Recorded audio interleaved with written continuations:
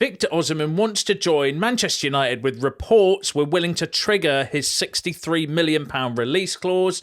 The price Chelsea will have to pay to terminate their obligation to buy Jadon Sancho is revealed. United have been regularly scouting Yildiz. Simons is seen as too expensive.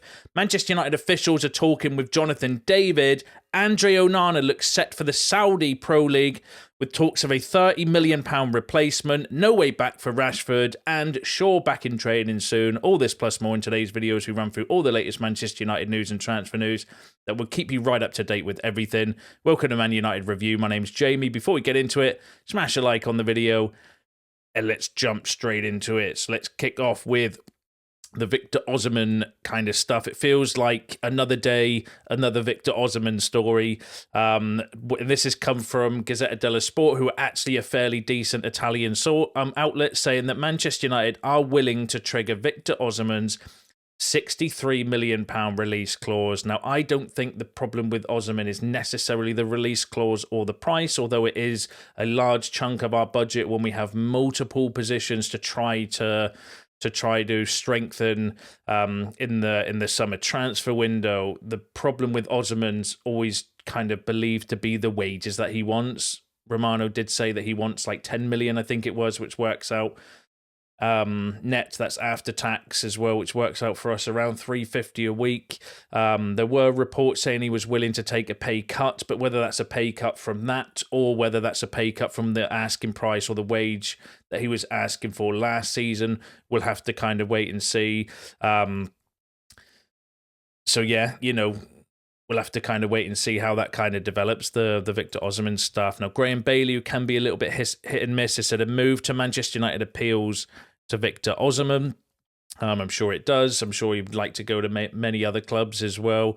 And it is what it is with Victor Osimhen. I think the interest is there, whether it's as serious as what's being made out to be in the media, who knows? Romano did say that we're waiting to see what our transfer budget is and exploring possibilities. There's a lot of, fairly decent journalists that are linking us with him as well. Could just be clickbait, could be us being used by Napoli or his agent to try to generate interest, although I don't think that's true because, there's going to be interest in Osimhen regardless. It's not like he's an unknown kind of player. Like, I'd imagine most clubs would be aware of Victor Osimhen's situation and his price and stuff if they were looking for a striker this summer. But it could be his agent trying to get a bigger contract for his client, which is plausible. But, we're just going to have to wait and see. I think a lot depends on our budget. And obviously the wage. It's the wage with Osimhen. I do think if his wages were a lot lower, this would be a little bit more plausible. But, we need to wait to see Champions League football. We need to obviously sell players and remove players off the books as well, which is always a difficult task for United with the high salaries that they pay. So we're just going to have to kind of keep an eye on it for you. But give us your thoughts. Let us know below what you think about the Victor Osimhen daily update, as what it seems at the moment. Now, a lot of talk recently regarding Hojlund. So Manchester United would only be willing to sell Rasmus Hojlund this summer if they were to recoup around £50 million. Again, that came from the Gazzetta dello Sport, suggesting that United would want to sell Hojlund for 50 million. I can't remember the fee that we would need to sell him for to not avoid a loss on PSR, but that's realistically, is it realistic to get £50 million for Hojlund with his current form? I'm not so sure. I mean, he's young. Plus, if we do get a striker in, we'd still need a rotation option up front and a backup. So for me personally, I think there's a player in Hojlund with the right environment, the right service, the removal of all the pressure on him being solely the number 9. I think would do him some good as well. I don't think he should be first choice at the moment at his age. Too much pressure on a young lad. Bringing someone more experienced for him to learn off of makes a little bit more sense for me. Or maybe going away on loan to get a little bit more experience. Wouldn't be the worst idea as well. But £50 million for Hojlund seems a little bit kind of high. But give us your thoughts on that. And then sticking with Hojlund, Dean Jones said there is less than a 50% chance that Manchester United will sell Rasmus Hojlund this summer. And then lo and behold, caught offside, got involved in a swap talk. So Manchester United are in talks with Napoli over a potential swap transfer involving Rasmus Hojlund and Victor Osimhen ahead of the summer. I mean, it makes sense. And when we say swaps we just swap for players. It'll be we buy Osimhen, they buy kind of Hojlund. Deals don't generally happen in football. But interestingly, Laurie Whitwell had the following to say. He said, in terms of what Manchester United want from a striker, I think Victor Osimhen would fit that bill. So I wonder what happens there. The only thing is, Napoli, how much would they want for him, and what kind of transfer swap makes some and would some kind of transfer swap make some kind of sense? Obviously, there's been interest in Alejandro Garnacho already. I wouldn't rule out something like that potentially happening. So Laurie Whitwell is a very good source when it comes to United. This was an interview he did a couple of days ago on the Stretford Paddock, talking about, obviously, Osimhen and strikers. So it would make way more sense, I kind of think, for potentially a Garnacho swap for Osimhen. When you say swap, they buy Garnacho, we buy Osimhen, considering the fact that they were very interested in Garnacho in January. That would make a little bit more sense potentially than Hojlund swap for Osimhen, and Laurie Whitwell's decent source, but David Ornstein just kind of dismissed it the other day as well, so we're just gonna have to wait and see. It's so kind of mad, the transfer talk at the moment. I don't know what to kind of whether to make heads or tails of what's going on, because you've got one person saying this, another saying that, and then it's just kind of constant daily kind of talk around the striker situation and stuff. And I suppose ultimately we're just gonna need to wait and see what kind of happens and what they do. That wouldn't, that's not beyond. I think that would be more plausible than maybe Hojlund swapping for Osimhen, considering the fact that Napoli were very interested in Garnacho. Obviously, there is question marks around Garnacho in Amorim's system as well. That would be more plausible than Hojlund, but we just need to wait and see. Need to wait and see what happens. Now, let's move on to another striker. So several Manchester United officials are actively engaging in conversation for a potential summer move for Jonathan David. And obviously, over the last few days, there's been a lot more links with Jonathan David. He's available on a free transfer, 25 years old, very, scores goals for fun in the French league. Would be a really good opportunity, I think, for somebody in the market. That Sean Connery's a decent source as well for United. They're starting to get a bit more momentum around the talk, potentially with Jonathan David. Again, is that just us kind of working out who we can get, what fees they're going to go for, what wages they want, working out our kind of budget, do you know what I mean? And then working out the kind of priorities. I think that's what's kind of happening at the moment. There is going to be a lot of clickbait and BS though, and we are going to get used for, by agents and clubs to generate interest in players. That can't be ruled out as well. But I do think we are starting to kind of think a little bit around, okay, what price is this player? What wages does he want? What contract does he want? And then kind of working out, okay, and then when the summer comes, depending on sales and stuff, you've already got an idea of your first, second and third choice kind of players for each position, and kind of work through that with your budget, and have some players for, if you do get a big sale, then potentially you can go for somebody a little bit more expensive and all that kind of jazz. I think what's kind of happening at the moment.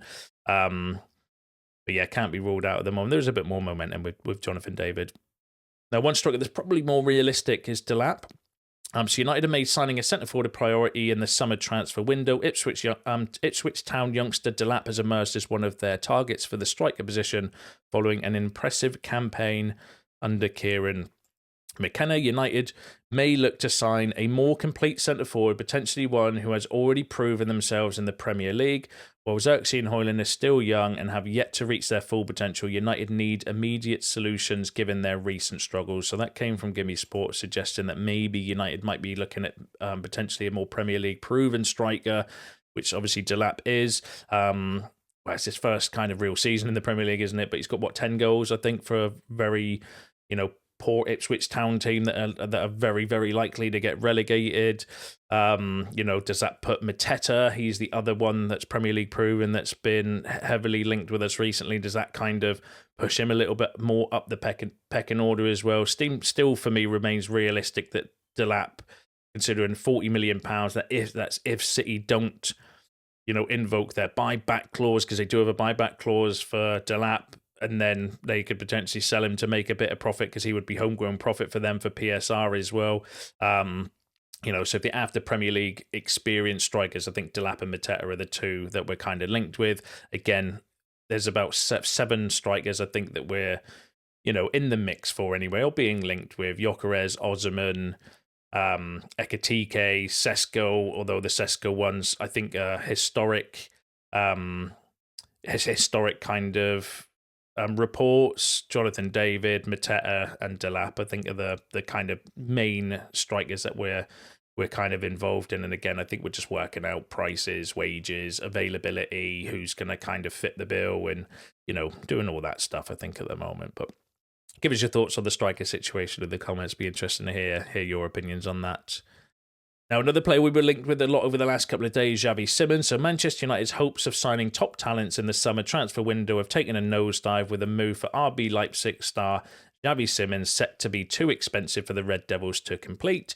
Any deal for United to sign Simons is a non-starter, with his €80 million, so £67.5 million valuation being enough to deter any interest from the Red Devils this summer. The price tag issue is simply beyond their financial capabilities in the summer, and with other positions also needing to be addressed in Ruben Amorim's first summer transfer window as boss. So that came from Dean Jones, basically saying that Xavi Simons is going to be too expensive for United, considering all the other positions and the priority positions that we need kind of strengthening. And that's a fair shout, to be fair, because, but then if you've got David on a free, then you've got that money available to maybe go for a Simons. But then is Simons the right kind of choice for that price, considering his age and his inexperience in the Premier League as well? Do you know what I mean? There might potentially be cheaper alternatives out there that could do a job in the kind of forward or the 10 position, like Mbeumo's been linked with us. He'll be cheaper than Xavi Simons, Premier League proven.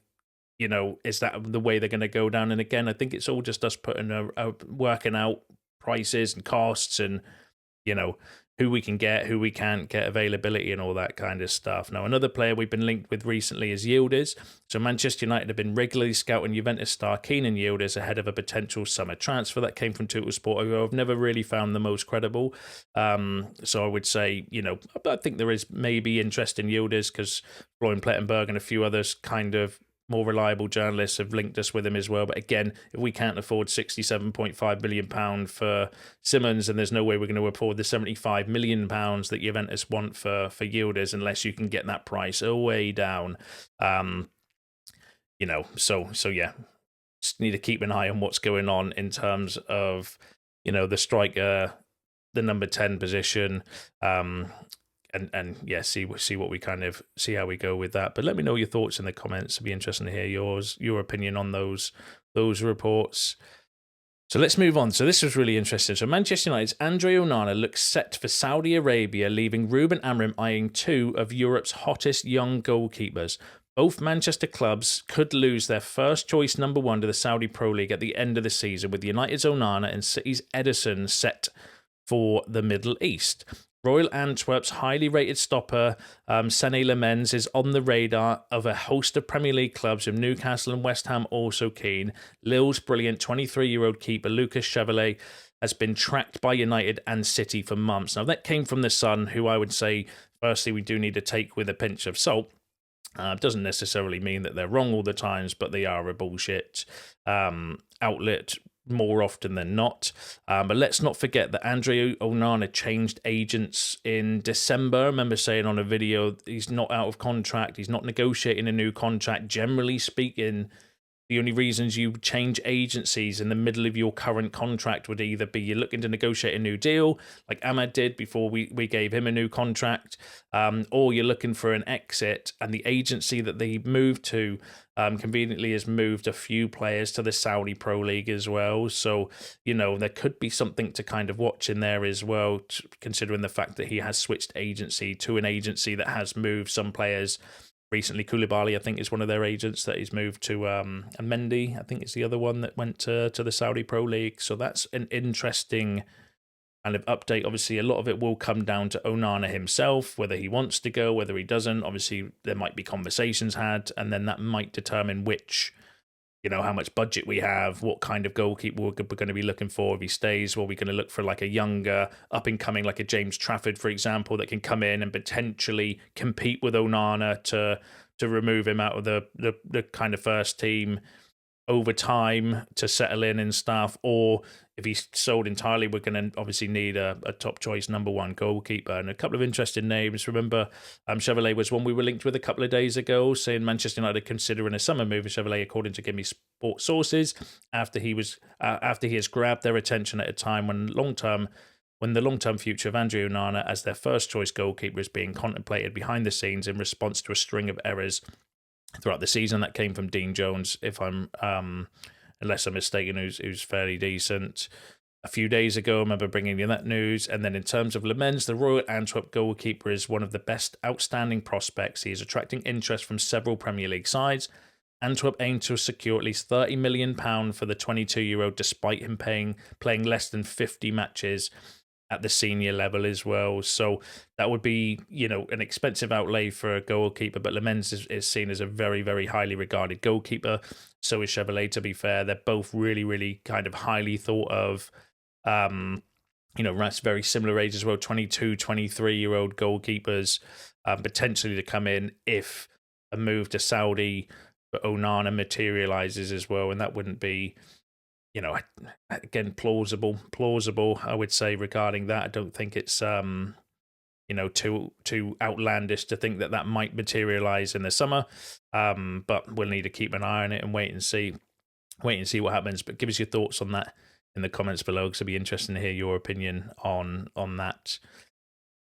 Now, Manchester United are keen on signing Newcastle midfielder Sean Longstaff this summer. Now, that came from a fairly decent Newcastle news outlet linking us with Sean Longstaff, 27-year-old. He's out of contract in 2026. Also linked us with him with Everton as well. That felt straight away to me like a little bit of, let's link Man United to get clicks, maybe from an agent, maybe from the player to try and get a new contract out of Newcastle, maybe from his agent to, put his name out there for his availability for other clubs to come in as well. But, I don't think Sean Longstaff's the answer to our midfield. I think there's loads of other targets out there that would be, potentially better than Sean Longstaff coming in, especially, his age and the fact he's out of favour at Newcastle. I've never really thought of him as he's an okay midfielder, but nothing more than that. So, yeah, keep an eye on that one for you, but let me know your thoughts in the comments. Now, Luke Shaw has returned to on grass training this week and is doing rehab work in recent weeks and is in much better condition. That came from Sully Says. So Luke Shaw potentially back in training. For how long? Let me know in the comments below. James Ducker said that Manchester United are hoping to offload a series of players this summer to raise funds to reinvest in their squad. They have earmarked the sale of Sancho as part of that, while Rashford and Antony could also potentially leave as well.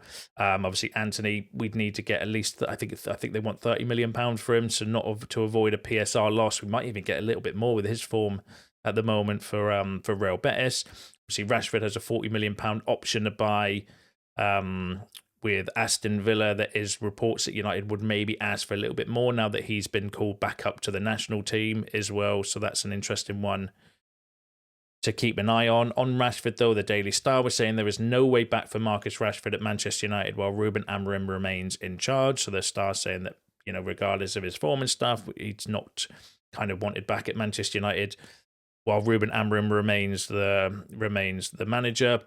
And in terms of Sancho, obviously, there's been a lot of talk recently regarding, his situation at Chelsea, the obligation to buy and stuff, so there's been a good update on that. So Chelsea could see Jadon Sancho depart the club in the summer, despite being set to add the Englishman to their ranks in a permanent capacity for Manchester United, with sources revealing that Borussia Dortmund and Bayern Leverkusen could be queuing up to land him in the summer transfer window. And that came from Gimme Sport, but David Ornstein said that Chelsea will have to pay Manchester United £5 million if they do not complete the signing of Jadon Sancho permanently. Now, that's a bit of a twist in the Sancho situation because, if you think about it, if Chelsea don't want Sancho, what's better for them, to pay £5 million, which is obviously a lot of money, or pay £25 million plus his wages and then try to sell a player in the summer transfer window? Like, for me, it would make more sense for them just to pay the £5 million and then he comes back. But it would be, I can't be done with another Sancho summer of him potentially coming back as well. Let's hope that Chelsea do crazy things in the transfer window. So maybe the crazy thing that they'll do with Sancho is they'll buy him and then sell him. That would make more sense. That would be way better for us as well, because we get the obligation to buy him. We don't have to worry about him. But, if he does come back, if there is interest from Dortmund and Leverkusen, he'll only have a year left on his contract. There's a deal to be done with another club, surely. So even if he does come back, I do think they'd still obviously look to sell him and the fact that there is interest from Germany, it wouldn't be the end of the world. I just couldn't be done with all the drama and the kind of noise regarding it as well. But that's really interesting, especially, like I said, if Chelsea don't want him, what's better for them to do? What's their kind of out? Pay the $5 million or buy him and then sell him on? Do you mean there's a lot of moving parts in that potential deal, but for it to only be $5 million is a little bit concerning for me personally. But we'll need to keep an eye on it, pay attention to it for you, and I'll bring you any updates. But give us your thoughts on that in the comments. Give us your thoughts on everything else mentioned in today's video, because that's you all up to date with the latest Manchester United news and transfer news. Don't forget to smash a like on the video on your way out and subscribe to the channel if you are new. See you in the next one.